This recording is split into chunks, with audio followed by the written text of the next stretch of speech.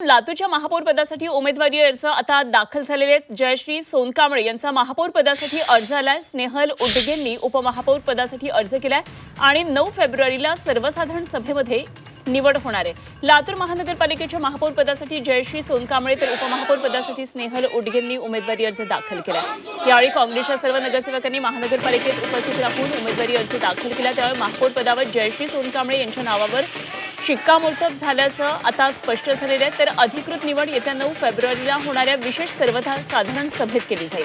लातूर महानगरपालिकेतल्या एकूण 18 प्रभागांमधल्या 70 जागांपैकी तब्बल 43 जागांवर काँग्रेस आणि वंचित बहुजन आघाडीच्या उमेदवारांनी विजय मिळवलेला आहे आणि या निकालामुळे लातूर महानगरपालिकेवर काँग्रेसचं वर्चस्व स्पष्ट झालेलं आहे।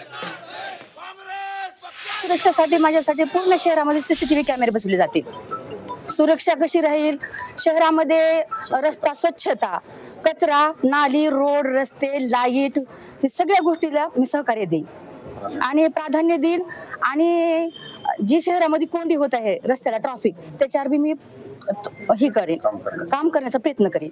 लातूरची जनता जे पूर्णपणे आमच्या पाठीमागे उभे राहिली आणि आमच्या मॅनिफेस्टो त्यांना पसंत पडलं, आमच्या नेत्यांचं नेतृत्व त्यांना पसंत पडलं, त्यांच्या सगळ्यांचा आभारी आहे।